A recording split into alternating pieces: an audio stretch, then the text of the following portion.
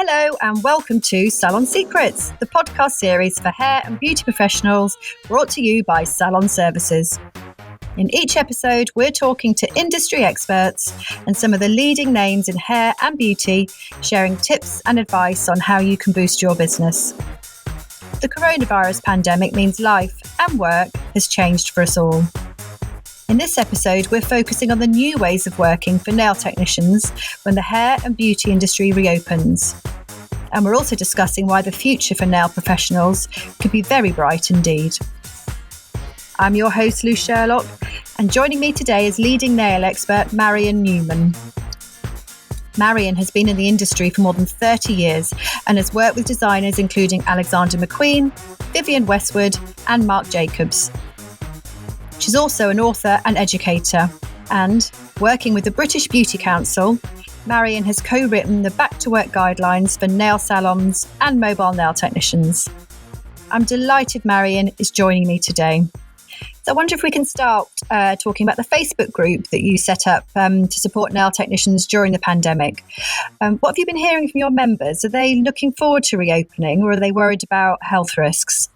Well, it goes up and down. I mean, I started it as I think a day after lockdown because I could feel the anxieties that were being talked about.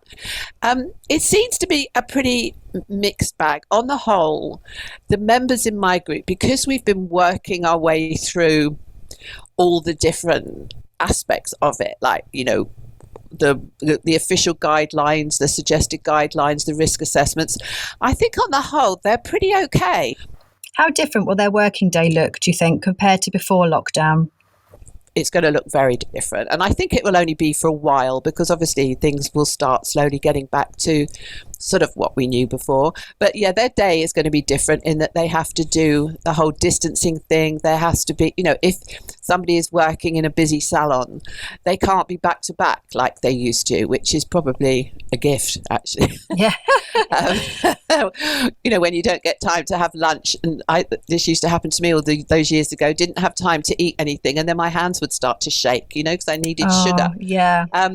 So I think, they won't be working back to back. They'll literally be one-to-one, one in and then a gap, and then one out, a gap, and then one in, so they can do the whole, clean down. So from the guidelines you've written with Doug Schoon, what's your advice for a safe return to work in terms of hygiene and PPE? And is there anything extra that mobile nail technicians should consider? Well, they're suggested guidelines. They're not the official ones. But, I mean, when the official ones do come out, my guess is they're not going to be that detailed. So, lots of associations have written their own suggested guidelines, and I think they're definitely worth looking at now, so that you can be prepared. But yeah, I mean, hygiene is number one on the list, and the levels of hygiene need to be high. I mean, basically, the standard that has been in place for many, many years is the right standard. It's just that people, I don't know, they were too busy, they didn't follow the standard as closely as maybe they should. So I think most of that hygiene and the safety, not the additional safety. I'm not talking about the additional things that have to be done because of COVID, but the basic of all of it is what's been in place forever. And so many people, which is really encouraging to hear, so many people are saying, well, I did all that anyway. So I think, in between, you have to be a bit more rigorous about cleaning down. That might be a little more than perhaps people did before. Maybe they wiped down their desk and changed the towel or something, but not to the level that this needs to be. So yeah, I mean, I think if you look at the standards that have been in place for 20 years or more, they're not that much different. And is there anything extra that mobile nail technicians should consider in terms of hygiene and PPE if they're going into people's houses or people are coming into their home salon? Yes, this is tricky. I mean, first of all, we're still in the situation where you can't have people in your home. A lot of mobile nail technicians are saying, well, it's ridiculous. Cleaners can go into homes now, and they have been for a couple of weeks. But it's a different situation for them. We actually fall into the close contact category. And so we can't do distancing. It's impossible. Whereas, somebody like cleaners, I know their guidelines, the people of the household have to be in a different room. Yeah. So they don't go anywhere near the cleaners, and the cleaners wear all the PPE. So a couple of weeks ago, we had a meeting with a group of very experienced mobiles and home salon owners. And I had a meeting. There were about 17 in that group, and we had a combined age experience of something like 180 years, which wow. thought, just because they've been doing it for a while, and so they know the ins and outs and the pitfalls. So we had a meeting, and we were talking about the additional, and I say additional, that's very specific. So there will be the guidelines, and then these are additional to the guidelines that are specific for mobiles and for people with home salons that don't have a separate environment in the home, because there are a lot of those. Yeah. There is plenty that have like garden summer houses in their garden and converted garages, but there are a lot that don't have a separate entrance, or people have to come into their home. So we worked quite hard on it, and then I put together a list of suggested guidelines for both categories, and sent them to the British Beauty Council, which they've now incorporated into their big report on guidelines for all the different sectors that they look after. And then we also did a questionnaire, because this is one of the things that's cropped up whenever there have been, like more official meetings about this, is that there probably, for this situation, there should be a questionnaire that is given to the client, whether it's in their own home or they're going to somebody else's home. So we compiled a questionnaire, and that went, back and forwards a couple of times. And I've now submitted that to the British Beauty Council. And from what I understand, they're going to incorporate it across the board for all the sectors. Now, this is the British Beauty Council. This isn't government. It's not official. It's suggested, but they've all been submitted to the government department that will be making those decisions. And they haven't made those decisions yet. They're still working on it. And what should nail technicians be asking for from their clients? I believe, and a lot of people believe, that this is like a joint responsibility. Nail technicians must take on the responsibility to keep themselves safe and to keep their clients safe. But there should be a level of responsibility coming back from the client. So, for example, one of the questions that should be asked of every client in any circumstance is have you had flu-like symptoms or any symptoms in the last 7 days? Or has anyone in your household?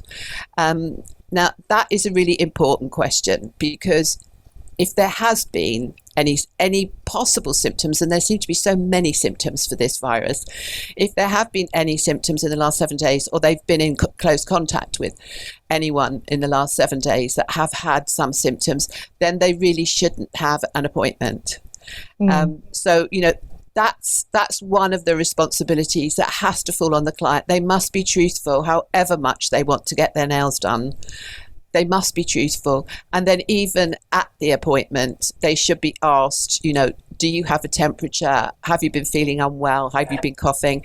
And if they have, then, and they're honest about it, then actually the service should be refused. But the trouble is, you can be asymptomatic for 2 days and not know that you've got anything. So again, I think there's a responsibility of the client that if within 2 days of their appointment and they do start feeling ill, they should tell the people that they've seen. Because it's and then maybe those people need to go and get a test or something. So there is a level of responsibility on the client. And also, salons are doing different things. Some salons are providing masks for their clients, and others are asking clients to bring in their own masks. This is more of a financial thing more than anything. But clients do need to wear masks, because if they do have anything, that is helping protect the nail technician and anybody else in the environment. There's a lot of talk about PPE. So should nail technicians be raising their prices to cover the cost of this?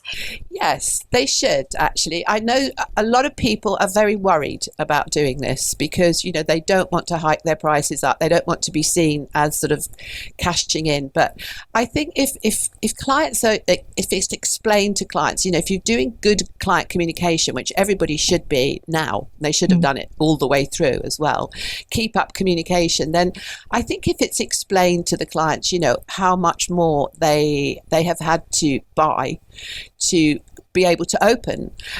We did actually on the group. Lisa Smith is she's a well-known nail technician. She's got a busy salon that she's had for 30 years, and she's paying more attention to the business side of things now. And she did a couple of talks for us where she was helping people work out their break-even point with the additional costs and, you know, finding out what they really need to add to cover that extra cost, because we really shouldn't be, well, some people I feel are sort of work for free, basically, because, you know, they charge such tiny amounts for things because they want clients, because the person up the road is charging this, and so they want to go lower to get more clients.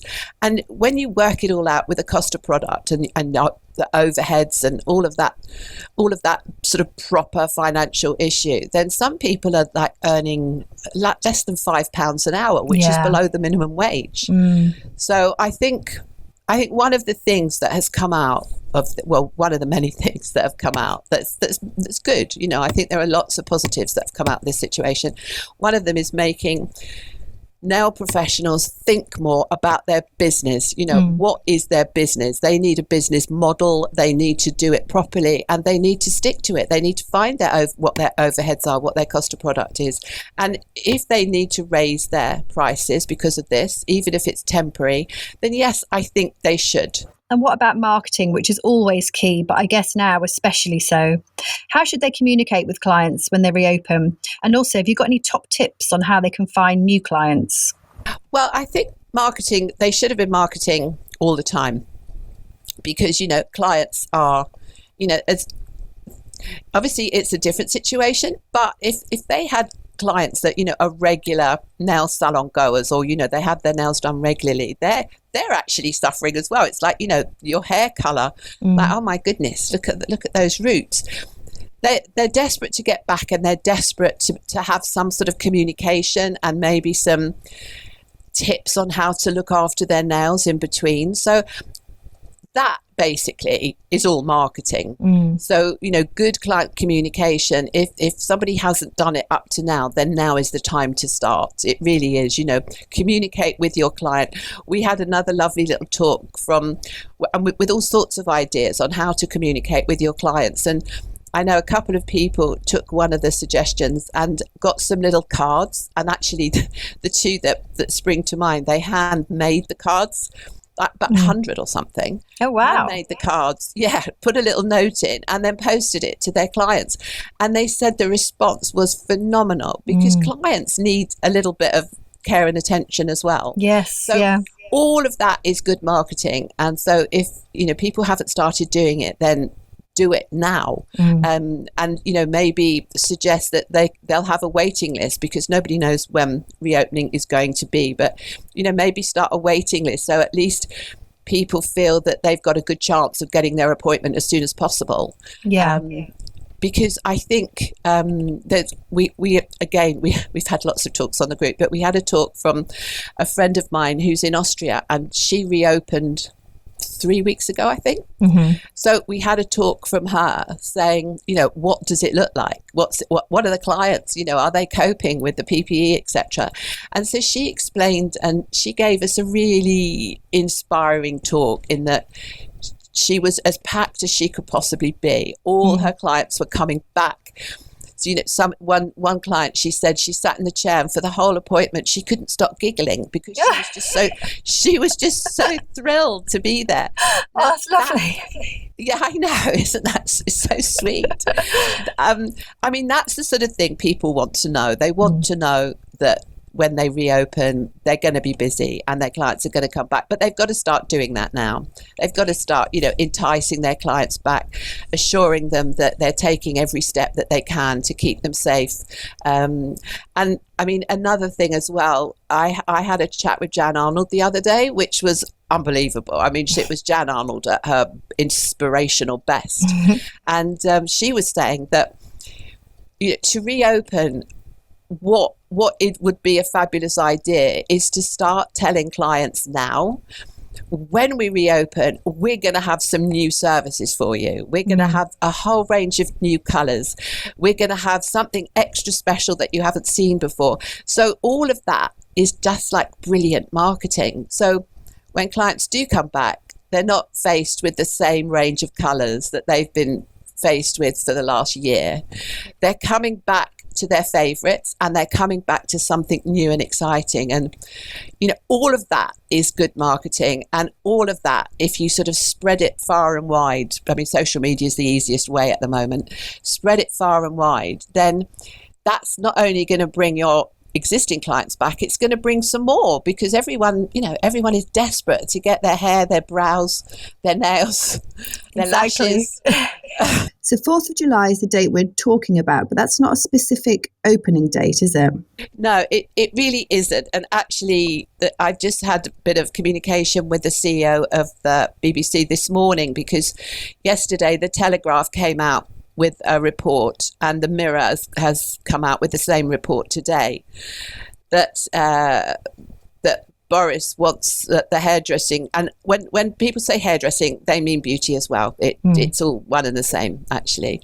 That they want, he might want the whole sector to open early on the 15th of June.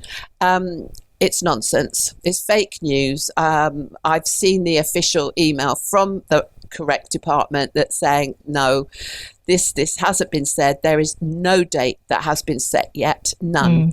But the 4th of July was put in place quite some weeks ago now as being potentially the earliest date for review.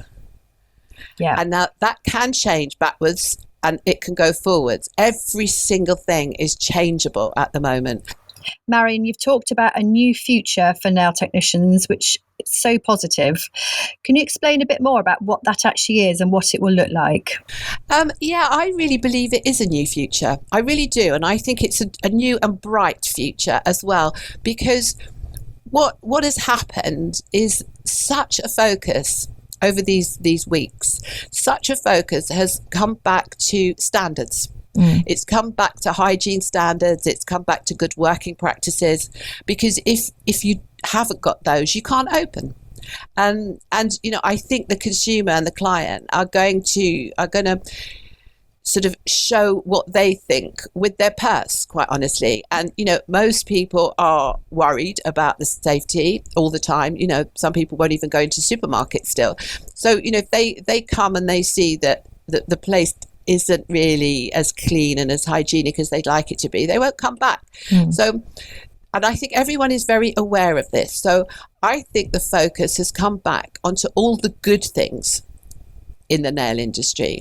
And I think, the people that don't want to follow the standards, they're clients. Well, there's always going to be clients that want to pay £5 for something that somebody else charges 50 for. You're always going to get those, but I think they're going to be much fewer and further between. And so I think the industry itself is going to have a much more professional approach. The standards will be raised, the quality of work will be raised, because everyone's had so much time to practice their skills and try out different techniques and things.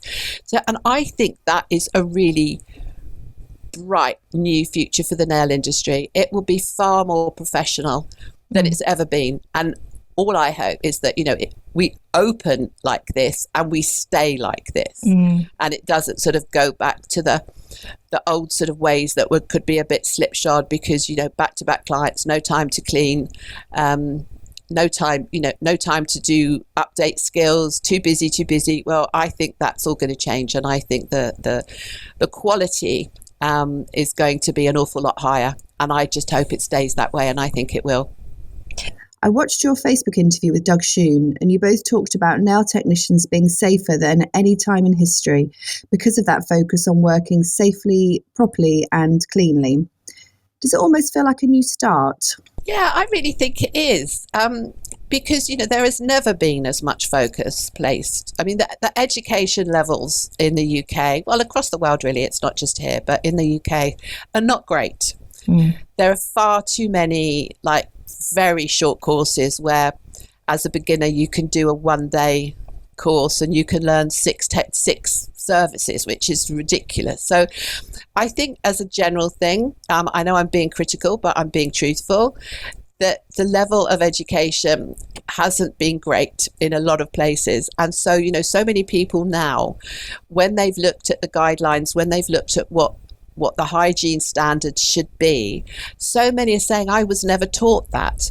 And I think that's true. And, for a lot of people, you don't know what you don't know. If you don't know you're supposed to know something, then you're not missing it, are you? So, I think... Well, one dreadful example, actually, and there were quite a few people that said it. This is right back at the beginning, at the beginning of lockdown, when, hygiene and everything was talked about, and the whole hand washing situation. And I've used this example so many times, and I think it's a good one, is that some nail professionals said, I'm going to be so embarrassed asking my client to wash their hands. They'll think that I think they're dirty. Gosh. Well, that is a pretty... When you're dealing with people in the sort of situation that nail professionals are, surely the very first thing you ask that client to do when she steps into your salon or home or whatever, wash your hands. And so many people didn't do that. They'd have maybe an antibac gel or something on their desk, and that was it. Well, that doesn't do the job. You've got to wash your hands with running water to get rid of debris and stuff like that. So I think this is all part of the bright new future, quite honestly, which I think we should be looking forward to with excitement, not with dread. And how important is ongoing education for nail technicians, especially when they reopen? It's absolutely essential because, as a professional, the definition of a professional is that they are experts in their field. Well, none of the fields stay still. The fields grow, research continues, new developments come about, new techniques come about, new understanding on the actual part of the body that we're dealing with. That all comes along. And if you're not updating your education on a regular basis, then you're behind. You don't know as much as the next person does. So it's a huge important. I mean, once a year, I don't think is enough because there are plenty of courses around that are inexpensive. So, I think several times a year, update your knowledge, both with the theory side of it. I mean, if that's reading books, it's like reading Doug Schoon's books or watching his face-to-face, he updates the whole time. And every time I watch any of those, I think, I never knew that. I found out quite a few things over the last few months. I thought I never knew that. So, I think it's essential to stay on top of your game because we are supposed to be experts in our field, and we need to be experts. We need to know more than the client does, basically. Definitely. Otherwise, why should they pay you, We all want to future-proof our businesses, obviously. So is there anything else that nail professionals should think about to do this? Could they diversify their nail business, or should they do more retail?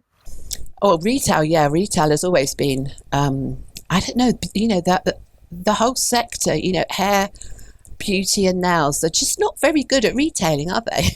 I mean, years and years ago, when I sort of did my first training, which is like 30 plus years ago, I was always taught, try and aim to sell, a retail something that is a third of the cost of the service.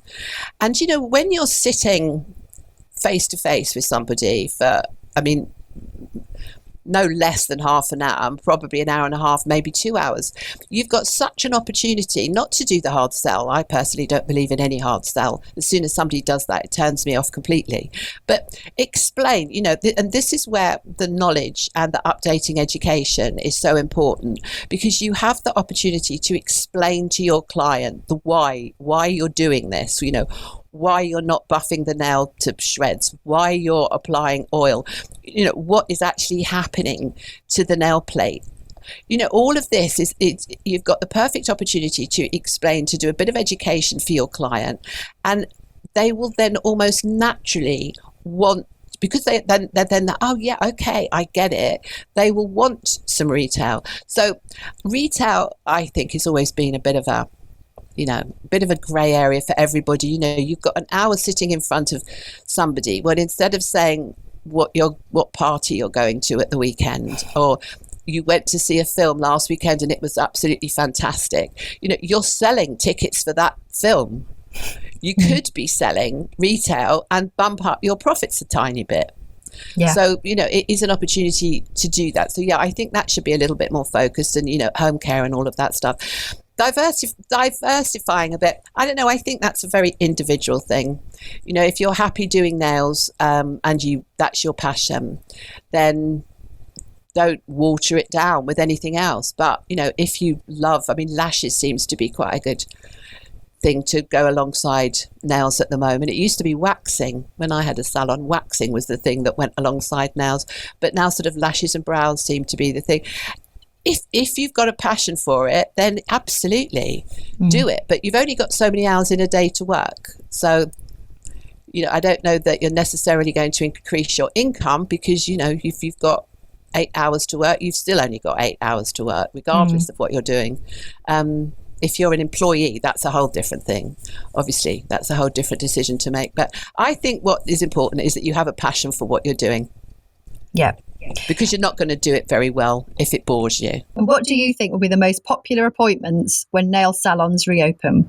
Oh my goodness! Well, we've changed. The industry has changed since gel polish came out. Whereas nail salons were just doing like manicures, and then there were the ones that like their enhancements. Now there's a vast majority that use that have a UV gel polish. So I think people are going to be clamoring to get their perfect nails back on.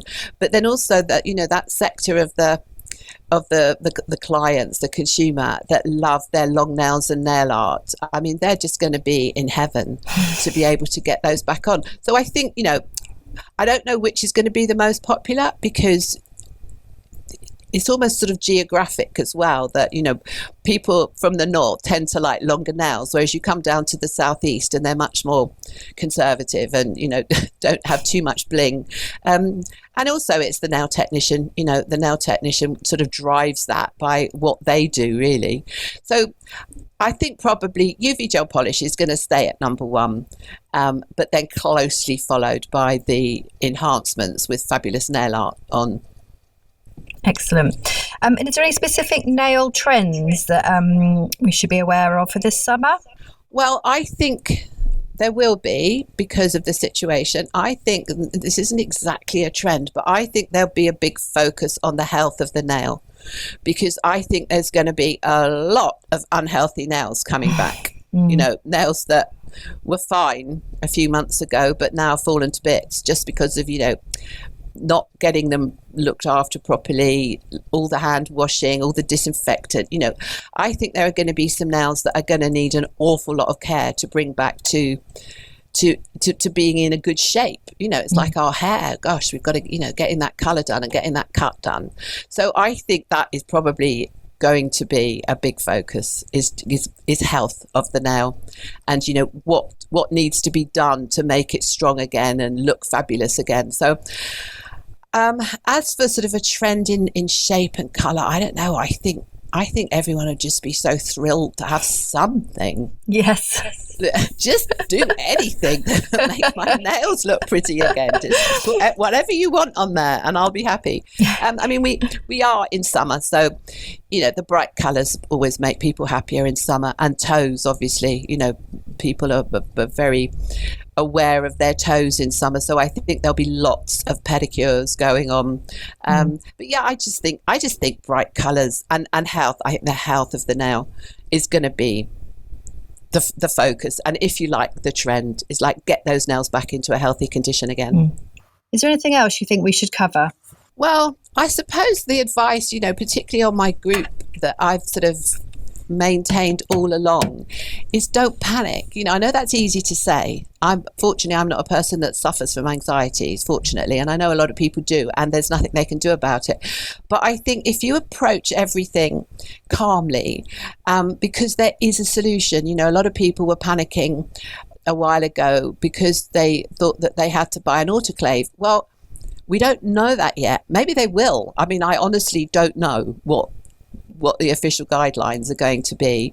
So a lot of people, well, I can't afford it. There's always a solution. There's always a way round these things. And if you really can't afford to buy an autoclave, then you've just got to do your own risk assessment and say, well, hospital grade disinfectant followed exactly to the manufacturer's instructions is going to be good enough, because that kills 99.9% of any pathogens. An autoclave kills 100%. So I think if there is the guidelines that says you need an autoclave and you really can't afford one, then your risk assessment, if anybody questions you, it's like, here's my risk assessment. I've got 99.9%. There's just 0.1% I'm missing because I haven't got an autoclave. So, I think it's just like plan, research, take everything calmly. There will be a solution there. But I think where people they have bad days and like, oh, what am I going to do? I can't do. It's just okay. Just sit down, have a cup of tea, and just have a think about it, and it will all be fine. It will all be fine, and I really believe that. Obviously, people have got financial worries, which is horrible, but do your marketing. Like you said about what marketing should be done. Do your marketing now. Make sure your clients know what you're going to be doing and when you're going to open. And the fact that they want to book with you is very comforting, I think. You're going back to having some money again, having some income. So I think that is really important. And if you can do it, just take it step by step and be calm and don't be scared. Be brave. That's brilliant. Thank you so much, Marian. And thank you for listening. We hope you enjoyed our Salon Secrets podcast with music by audionautics.com. And tune in again next time.